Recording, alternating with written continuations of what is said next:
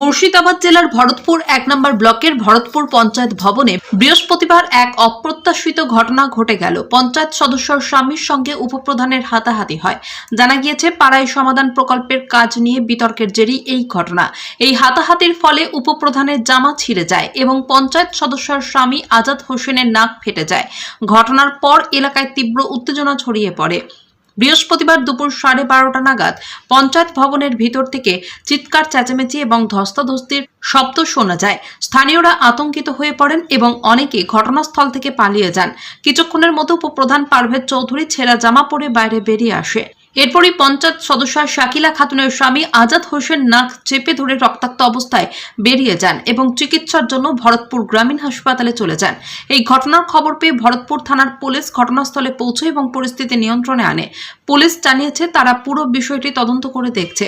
আক্রান্ত আজাদ হোসেনের অভিযোগ, গত 4 দিন ধরে উপপ্রধান পঞ্চায়েতের কাজে বাধা সৃষ্টি করছেন। এর কারণ জানতে চাওয়ায় উপপ্রধান তার উপর হামলা করেন এবং মারধর শুরু করেন। অন্যদিকে উপপ্রধান পারভেজ চৌধুরী বলেছেন, পাড়ায় সমাধান প্রকল্পের তালিকা নিয়ে সমস্যার সূত্রপাত।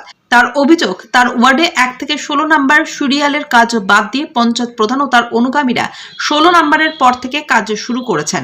এর প্রতিবাদ জানাতে গেলে আজাদ হোসেন সহ কয়েকজন তার উপর চড়াও হন। পারভেজ চৌধুরী জানান, তাকে মাটিতে ফেলে মারধর করা হয় এবং জামাকাপড় ছিঁড়ে দেওয়া হয়। তিনি আত্মরক্ষার জন্য হাতের গাড়ির চাবি দিয়ে আজাদ হোসেনের মুখে আঘাত করেন। পঞ্চায়েত প্রধান অনিতা মণ্ডল এই ঘটনায় উপপ্রধানকেই দায়ী করেছেন। তিনি বলেন, উপপ্রধান গত 4 দিন ধরে অশান্তি করার চেষ্টা করছেন। আলোচনার মাধ্যমে সমস্যার সমাধানের সুযোগ থাকা সত্ত্বেও তিনি মারামারির পথ বেছে নিয়েছেন। এই ঘটনায় ভরতপুর পঞ্চায়েতের কাজকর্ম থমকে গিয়েছে। স্থানীয় বিডিও দাওয়া শেরপা বিষয়টির খোঁজ খবর নিচ্ছেন বলে জানা গেছে। পরিস্থিতি স্বাভাবিক করার জন্য প্রশাসনিক হস্তক্ষেপের প্রয়োজন বলে মনে করছেন স্থানীয়রা। কি নিয়ে আপনার সঙ্গে ঝামেলা ওই দিদির পাড়ায় সমাধানে একটা প্রোগ্রাম হয়।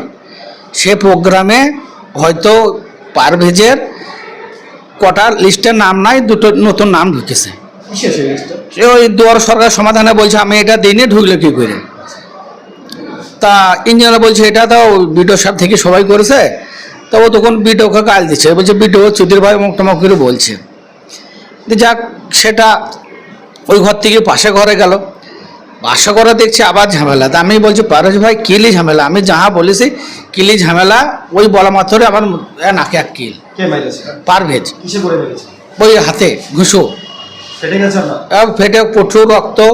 এখন আলগা পাওয়া দেখাচ্ছে যে আমাদের এখন নতুন ব্লক সভাপতি, দুধার ব্লক সভাপতি নাই, তোরাকে দেখিয়ে নেবো। তাহলে আমি দেখিলে আর কাজটা, হ্যাঁ, কংগ্রেসের মেম্বার, এমনি ভরতপুর পঞ্চায়েতের উপপ্রধান। এখন বলছে দেখি নেবো। আমরা সভাপতি, ব্লক সভাপতি, ব্লক সভাপতি সে সাথ কি আছে এতে? তোমার কাজলি সমস্যা, কাজলি বলো। কথা বলার আগে হাত চালিয়ে দিয়েছে, বুকে টুকে কঠিন। এই 2 দিন থেকেই খালি ঝামেলা করার চেষ্টা করছে। আমরা তো ঝামেলা করার জায়গায় নাই। আমি মেম্বার, সঞ্চালকের প্রতিনিধি। অঞ্চলে প্রত্যেক দিন এসে ঝামেলা করে, পাবলিক বিরক্ত হয়, কাজ বুঝতে পারে না।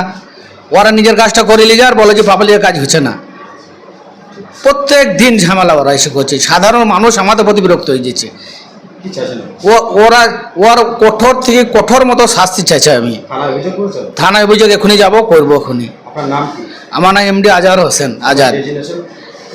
হ্যাঁ, আমি সঞ্চালকের প্রতিনিধি, মেম্বার শাকিলা খাতুনের। হ্যাঁ হ্যাঁ, আমি ঝিগড়ে 26 নম্বর 27 নম্বর ওয়ার্ড থেকে জিতেছি। গ্রাম পঞ্চায়েতের সদস্য তাকে আজকে মেরেছে এবং নাক ফাটিয়ে দিয়েছে, অভিযোগ উঠছে উপপ্রধানের বিরুদ্ধে। কি বলবেন?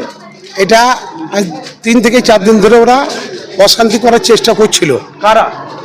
বিরোধী যারা কংগ্রেস আছে, যারা কংগ্রেসে আছে তারা। যিনি একজন মেরেছেন উপপ্রধান আমার, ওনার নাম হচ্ছে পারভেজ চৌধুরী। উনি কোনো কারণে ওর পাড়ার সমাধানের কোনো একটা সমস্যা হয়েছে, সেই সমস্যা নিয়ে আমাদের যে মেম্বার আছে উজ্জ্বলের সঙ্গে দু কথা হয়েছিল। সেই ক্ষেত্রে উজ্জ্বলকে মারতে যায়, আজ আমাদের যাকে মেরেছে আজাদ তখন ওকে সরিয়ে দিয়েছে। সরিয়ে দেওয়া এটা ওর অপরাধ। তার লেগে ওকে ঘুষি মারে, নাকে মুখে, এমনকি বুকে পর্যন্ত ওর ঘুষি মেরে। আজাদটা আজাদ হচ্ছে মেম্বারের প্রতিনিধি হ্যাঁ, কোথাকার? ঝিংড়ে। এখন কি পরিস্থিতি? এখন পরিস্থিতি হসপিটালে এসেছি, নাকের মাসি ফেটে গিয়েছে আর ওনাকে কান্দি ট্রান্সফার করা হয়েছে। আপনি প্রধানের স্বামী হিসাবে কি চাইছেন? এর যেটা বিচার, ন্যায্য বিচার দরকার, আর কিছু চাই না। কি নাম আপনার? আমার নাম কালী কুমার মণ্ডল, ভরতপুর প্রধান প্রতিনিধি। কি কারণটা, মানে অ্যাকচুয়ালি কারণটা কি এই ঝামেলাটা হওয়ার মূল কারণটা আজকে আমাদের টার্জেন সাহেব ব্লক সভাপতি ছিলেন, ওনার নামটা বাদ দিয়ে উনি জেলায় চলে গিয়েছেন এবং ওনারা ভাবছেন যে আমরা ব্লক সভাপতি হয়ে গিয়েছি, সেই ক্ষমতা ওরা প্রয়োগ করছে এখানে। অ্যাকচুয়ালি কি এটা গোষ্ঠী কোন্দল? এটা গোষ্ঠী